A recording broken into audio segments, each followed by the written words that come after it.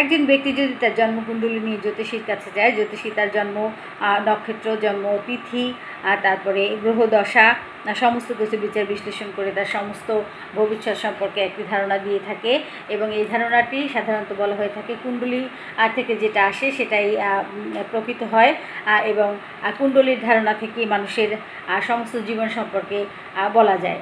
সেক্ষেত্রে নক্ষত্র এবং গ্রহদশার যেমন আলাদা ব্যাখ্যা বিশ্লেষণ রয়েছে, তেমনি তিথিতে বিভিন্ন তিথির আলাদা ব্যাখ্যা বিশ্লেষণ রয়েছে। আপনি কোন তিথিতে জন্মগ্রহণ করেছেন সেটা যদি আপনি জেনে থাকেন, তাহলে আমি আপনাকে একটা ধারণা দেব যে আপনি যে তিথিতে জন্মগ্রহণ করেছেন সেই তিথির বিষয়টা বা সেই তিথি আপনার উপর কী প্রভাব ফেলে থাকে।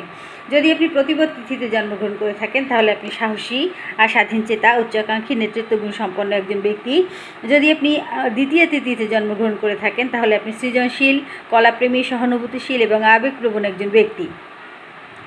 আপনি যদি তৃতীয় তিথিতে জন্মগ্রহণ করে থাকেন তাহলে আপনি সক্রিয়, উদ্যোগী, সাহসী, কিন্তু মাঝে মধ্যে আবেগ আপ্লুত হয়ে যেতে পারেন। চতুর্থ তিথিতে যদি জন্মগ্রহণ করে থাকেন তাহলে আপনি ধার্মিক, দয়াশীল, পরিবারপ্রেমী এবং সহযোগিতাপূর্ণ। পঞ্চমী তিথিতে যদি আপনি জন্মগ্রহণ করে থাকেন তাহলে আপনি বুদ্ধিমান, বাক্পটু, বিদ্বান এবং গবেষণাপ্রিয়। আপনি যদি ষষ্ঠী তিথিতে জন্মগ্রহণ করে থাকেন তাহলে আপনি শ্রমশীল, কঠোর পরিশ্রমী, প্রতিযোগিতামূলক এবং জয়ী মন মানসিকতার। সপ্তমী তিথিতে যদি আপনি জন্মগ্রহণ করে থাকেন তাহলে সৌন্দর্যপ্রেমী, আবেগপ্রবণ, সঙ্গীতপ্রিয় ও সামাজিক।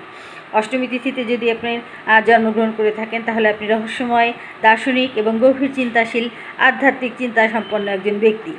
নবমী তিথিতে যদি আপনি জন্মগ্রহণ করে থাকেন তাহলে আপনি শান্ত, ধীর স্থির, ধার্মিক, আধ্যাত্মিক চর্চায় আগ্রহী। দশমী তিথিতে যদি আপনি জন্মগ্রহণ করে থাকেন তাহলে আপনি সাহসী, উদ্যোগী, নেতৃত্বগুণ সম্পন্ন, কর্মক্ষেত্রে সাফল্য লাভ করবেন। আর একাদশী তিথিতে যদি আপনি জন্মগ্রহণ করে থাকেন তাহলে আপনি আধ্যাত্মিক, ধর্মপ্রেমী, উপবাসপ্রিয় এবং শান্তিপ্রিয়। দ্বাদশী তিথিতে যদি আপনি জন্মগ্রহণ করে থাকেন তাহলে আপনি সৃজনশীল, কলাপ্রেমী, সহানুভূতিশীল ও সঙ্গীতপ্রিয়।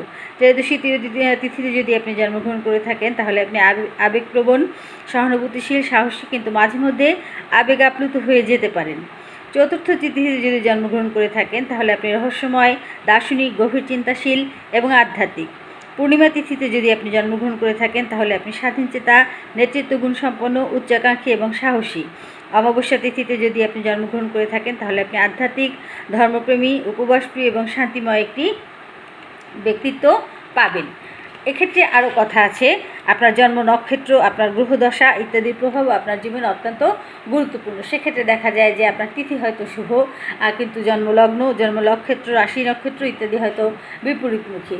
কোনো মানুষই সম্পূর্ণ গুণ নিয়ে পৃথিবীতে জন্মগ্রহণ করে না, এবং কোনো মানুষই নির্ঝঞ্ঝাট জীবন নিয়ে পৃথিবীতে জন্মগ্রহণ করে না। কিন্তু আপনার জন্মকুণ্ডলী যদি আপনি কোনো জ্যোতিষীকে দেখাতে পারেন, আর সেক্ষেত্রে জ্যোতিষী আপনার সমস্ত জন্ম